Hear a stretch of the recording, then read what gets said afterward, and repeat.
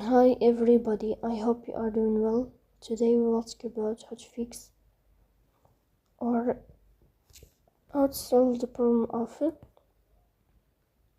DHgate. You click on settings. Here we click on apps, default apps, app settings. In this page, we go to above to DHgate and we click here.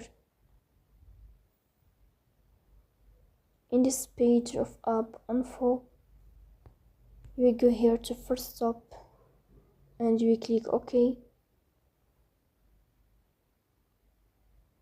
Then you will enter to storage. Here we click on clear cache. In the end, you will turn off your phone and you restart